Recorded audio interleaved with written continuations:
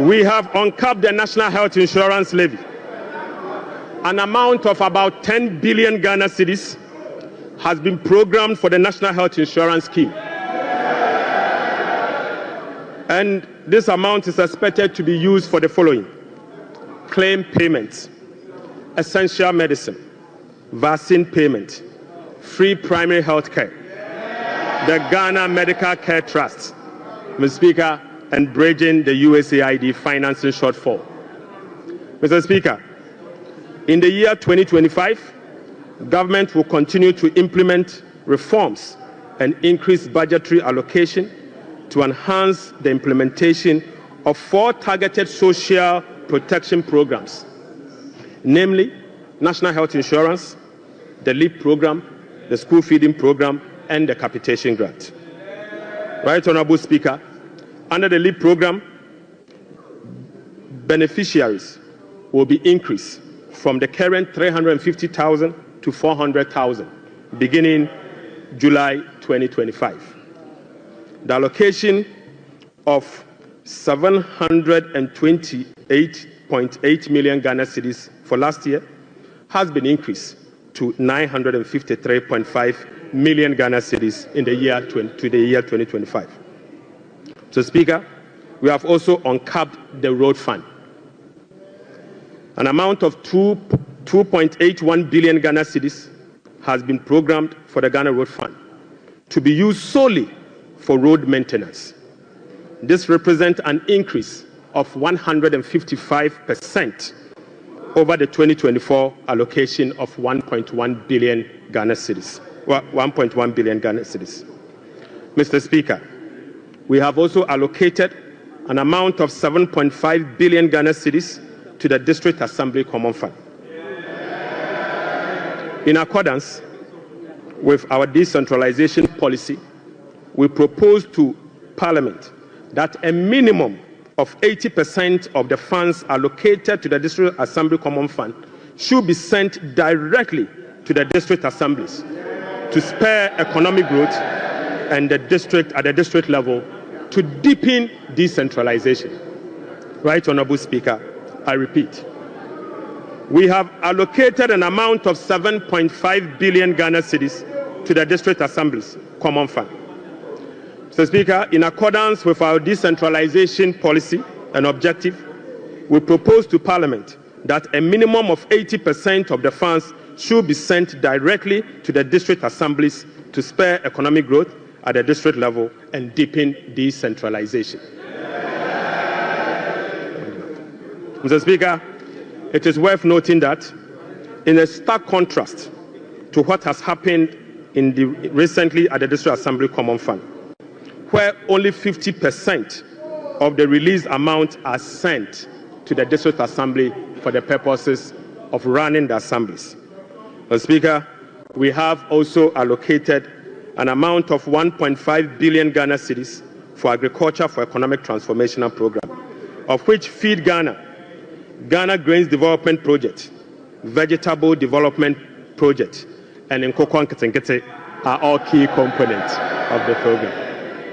Right, Honorable Speaker, we have also allocated 51.3 million Ghana cedis as seed fund for the establishment of the Women's Development Bank.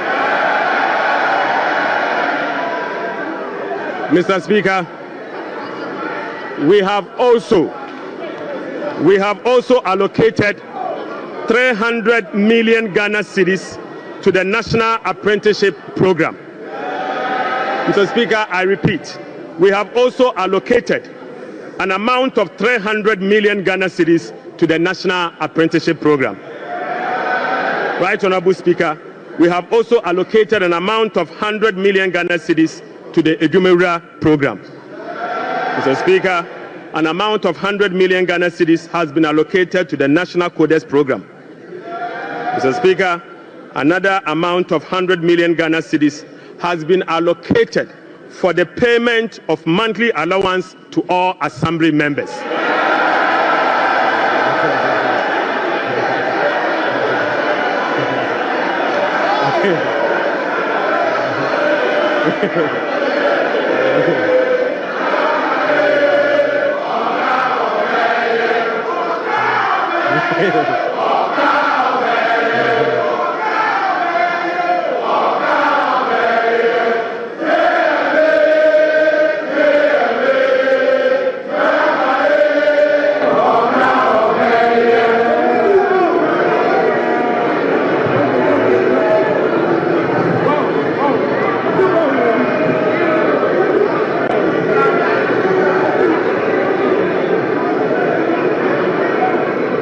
Mr. Speaker, Right Honourable Speaker, Right Honourable Speaker, sector ministers will be presenting to this House a detailed sectorial performance and outlook, as well as, Mr. Speaker, sector ministers will be presenting to this House a detailed sectorial performance and outlook, as well as sector-specific policy interventions to deal with the challenges of various MDAs. So, Speaker, I want to repeat this. So, Speaker, sector ministers will be presenting to this House a detailed sectorial performance and outlook, as well as specific sector interventions to deal with the challenges of various MDAs. This is indeed a departure from the norm, where ministers of finance present detailed sectorial performance as part of their budget speech. So, Speaker, I believe sector ministers must be made to do so. Right Honourable Speaker, in conclusion. So, Speaker, in conclusion. Mr. Speaker, the state of the economy, as I have presented, does not reflect an economy that has turned the corner. It reflects an economy in severe distress, burdened with debt repayment harms, mismanagement, and lack of accountability. The budget sets Ghana on a path of fiscal responsibility, debt sustainability, macroeconomic stability, and job creation. It is about resetting the economy and restoring hope. Ghanaians reaffirmed their faith in a better future when they actively participated in the National Economic Dialogue on the 3rd and 4th of March 2025. A key outcome of the dialogue was the confirmation that the fundamental problem with our economy is fiscal indiscipline. The NPP administration awarded contracts outside the expenditure framework. They borrowed over and above Ghana's capacity to repay. Mr. Speaker, His Excellency President John Dramani Mahamed's administration will be fiscally disciplined and deliver improved public service to our people in a cost-effective manner. Mr. Speaker, we remain steadfast in meeting the IMF program target while restoring Ghana's creditworthiness. We have achieved a lot in a short time, but this is only the beginning. Our commitment to reform we will not waver on that, Mr. Speaker. We have achieved a lot in this short time, and our commitment to reform will not waver. Those who doubt our resolve should not underestimate the determination of the people of Ghana, who will no longer tolerate ineffective governance. Together, we will navigate these turbulent times and emerge stronger. Mr. Speaker, we are making serious progress. Right Honourable Speaker, we are making progress. We committed to running a lean, efficient government of 60 ministers. Mr. Speaker, we have delivered. Mr. Speaker, we committed to scrapping the e-levy. We have delivered.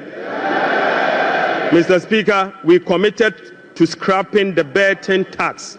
We have delivered. Right Honourable Speaker, we committed to eliminate academic fee for first-year public tertiary students. We have delivered. Mr. Speaker, we committed to providing free tertiary education for all people with disability. We have delivered. Mr. Speaker, we committed to providing dedicated source of funding for free secondary education. We have delivered. Mr. Speaker, we committed to distributing sanitary pads to our schoolgirls. We have delivered. Mr. Speaker, we committed to uncap Get Fund. We have delivered. Mr. Speaker, we committed to uncap the national health insurance. We have delivered. Right, Honorable Speaker, we committed to uncap the road fund to maintain our roads. We have delivered. Mr. Speaker, we committed to hold a national forum on education. We have delivered.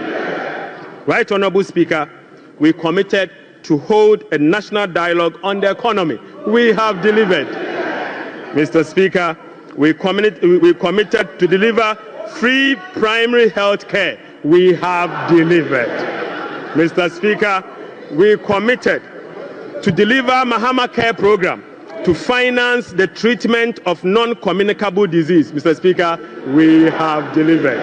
Mr. Speaker, we committed to deliver free textbooks to school children. We have delivered. Mr. Speaker, we committed to begin the implementation of $10 million Big Push program. Mr. Speaker, we have delivered. Mr. Speaker, we committed to constitute a review process for our constitution. Mr. Speaker, we are delivering. Mr. Speaker, we committed to build the Ghana we want together. We are delivering. Right, Honorable Speaker, we committed to recover all looted state funds under our Operation Recover All Loot program. We are delivering. Mr. Speaker, we committed to reset Ghana. We are delivering. Right, Honorable Speaker, I call on Parliament, the business community, civil society, investors, and all citizens to support the bold reforms outlined in this budget. Together, Mr. Speaker, we have the power to build a resilient economy that will help us tackle the challenges we face as a country. This budget is a foundation upon which we will build a more resilient and equitable society. Mr. Speaker, this budget is not just about numbers. It is about a blueprint for growth, stability, and opportunity. With unity and determination, we can restore faith in our economy, foster innovation, and uplift every Ghanaian. Mr. Speaker, with unity and determination, I repeat, we can restore faith in our economy, foster innovation, and uplift every Ghanaian. Right, Honorable Speaker, on behalf of His Excellency the President, I invite this House to join hands with us as we work to build the Ghana we want together. Mr. Speaker, I thank you so much. Idebi Keke.